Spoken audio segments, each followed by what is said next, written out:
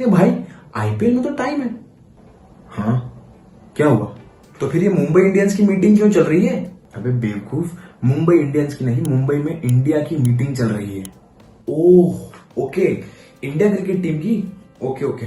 नहीं bro, India, politics वाला India, केंद्र सरकार का विपक्षी अलायंस इंडिया। ओ इंडिया। अरे इन लोगों ने भी ना बड़ा कंफ्यूजिंग नाम रख लिया, कुछ और ही रख लेते। अलायंस भी तो कंफ्यूज्ड पार्टी का है। किसी को क्लियरिटी नहीं है कि अगर चुनाव जीत भी गए तो प्रधानमंत्री कौन बनेगा। चल, आज तेरी कंफ्यूजन को दूर करते हैं और इंडिया अलायंस और मुंबई में हुई उनकी मीटिंग के बारे में बात करते हैं। हाँ, ये ठीक है। देख, मुंबई के होटल ग्रैंड हयात में हुई बैठक में 14 सदस्यीय कोऑर्डिनेशन कमेटी बनाने पर सहमति बनी। बैठक में कांग्रेस अध्यक्ष मल्लिकार्जुन खड़गे, कांग्रेस संसदीय दल की नेता सोनिया गांधी, बिहार के सीएम नीतीश कुमार सहित 6 मुख्यमंत्री और 28 दलों के 63 से ज्यादा नेता शामिल हुए। कोऑर्डिनेशन कमेटी में जो 14 सदस्य हैं उनके नाम हैं केसी Venugopal, Sharad Pawar, MK. Stalin, Sanjay Raut, Tejashwi Yadav, Abhishek Banerjee, Raghav Chadha, Javed Khan, Lallan Singh, Hemant Soren, D राजा, उमर अब्दुल्ला और महबूबा मुफ्ती शामिल है। अब ये कोऑर्डिनेशन कमेटी सीट के बंटवारों पर चर्चा करेगी। अच्छा, मीटिंग खत्म होने पर क्या हुआ? कुछ खास बातें आई सामने?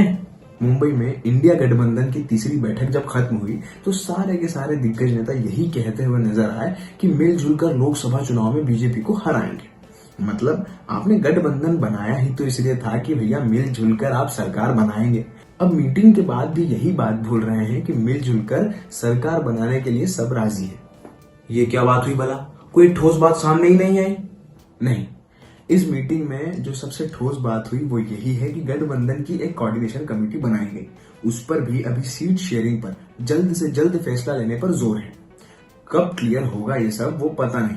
इसके अलावा गठबंधन में कई उलझी हुई चीजों पर बात या तो बनी नहीं या फिर उन्हें टाल दिया गया। इसी के साथ एक खास बात यह भी हुई कि कांग्रेस के दिग्गज नेता जो अब समाजवादी पार्टी में है, कपिल सिब्बल, वो भी मीटिंग में नजर आए। कपिल सिब्बल थे तो कांग्रेस के, पर वो अधिकतर गांधी परिवार पर ही अपने निशाने साध रहे थे। यही वजह है कि राहुल गांधी कपिल सिब्बल को मीटिंग में देखकर बिल्कुल भी खुश नहीं थे। इतने सारे पॉलिटिशियन साथ थे, किसने क्या कहा, कैसे समझे और कितनी देर तक समझना पड़ेगा?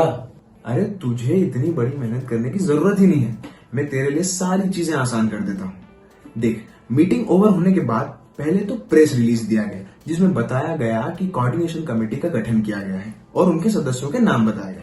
उसके बाद माइक पर राहुल गांधी बोलने आए और उन्होंने सीधा नरेंद्र मोदी पर निशाना साधा और पहले तो अदानी ग्रुप के चलते हमला बोला और फिर लद्दाख पर चीन के कब्जे को लेकर हमलावर रहे। 2 फाइनेंशियल न्यूज़पेपर्स में, दुनिया के जो मशहूर फाइनेंशियल न्यूज़पेपर्स हैं, ये गार्डियन न्यूज़पेपर है, इसमें साफ लिखा है, एक परिवार जो मोदी जी के बहुत करीब है उसने अपने शेयर में अपना पैसा इन्वेस्ट किया और उस पैसे से अदानी जी ने जो उनकी शेयर प्राइस थी उसको बढ़ाया, इन्फ्लेट किया और उस फायदे से हिंदुस्तान का जो इंफ्रास्ट्रक्चर है, जो अदानी जी एयरपोर्ट्स खरीद रहे हैं, पोर्ट्स खरीद रहे हैं, तो ये सब जो हिंदुस्तान के जो एसेट्स हैं, जो पूंजी हैं, जो अदानी जी खरीद रहे हैं, तो सबसे पहले सवाल उठता है ये जो पैसा यूज किया जा रहा है ये किसका है? ये अदानी जी का है या ये किसी और का है? जो सेबी का इन्वेस्टिगेशन हुआ था, जिसने क्लीन चिट दी, जिस व्यक्ति ने इन्वेस्टिगेशन किया और जिसने क्लीन चिट दी, आज वो अदानी जी का जो चैनल है एनडीटीवी, उसका डायरेक्टर है। तो सवाल ये उठता है इसके बारे में प्रधानमंत्री कुछ क्यों नहीं कर रहे हैं, शांत क्यों है?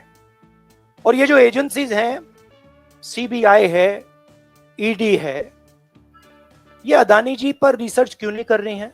सिर्फ एक व्यक्ति को प्रधानमंत्री इस प्रकार से क्यों प्रोटेक्ट कर रहे हैं? और एक व्यक्ति हिंदुस्तान के सब एसेट खरीद रहा है और क्लियरली उस व्यक्ति ने कुछ गलत तो किया है। Chinese have taken Indian land. The shepherds of Pangong Lake, the leaders of Pangong Lake and the common people who live around Pangong Lake. And they categorically told me that the Chinese have taken Indian land, they categorically told me that the Prime Minister is lying about the fact that the Chinese have not taken Indian land. अच्छा, इसके बाद ऐसे नेता ने mic संभाला जिन्हें हम spotlight नेता कहते हैं। मतलब ये हमेशा अपने भाषण में सबका ध्यान खींच लेते हैं। इनको सुनने वाले हमेशा लोटपोट हो जाते हैं।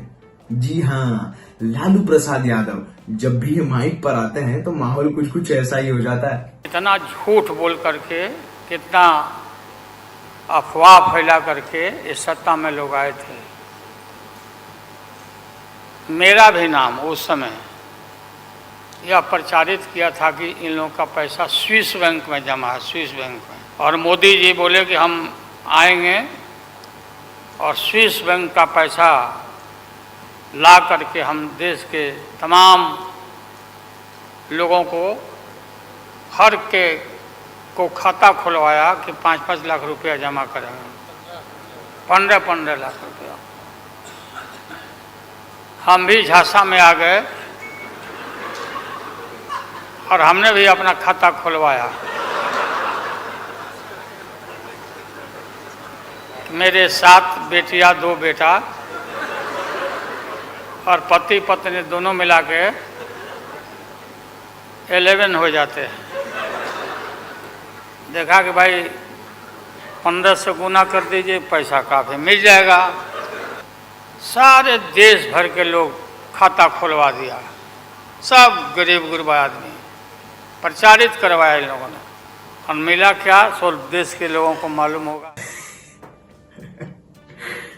भाई लालू जी बहुत ही ह्यूमरस है। अच्छा, बाकी नेताओं ने कुछ कहा कि नहीं?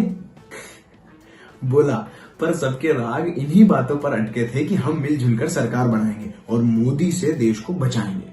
इसके अलावा सबका ध्यान इस बात पर भी रहा कि सरकार द्वारा विशेष सत्र बुलाया गया है। हो सकता है कि एक साथ देश भर में चुनाव हो और वो भी समय से पहले, इसीलिए हमें उसके लिए भी तैयार रहना है। अब देखना यह है कि 18 से 22 सितंबर तक चलने वाले इस सत्र में क्या क्या होता है। अब एक काम कर, वीडियो को लाइक कर और लोगों से शेयर कर और सबको बोल कि हमारे इस चैनल इंडिया लीडर को सब्सक्राइब करें।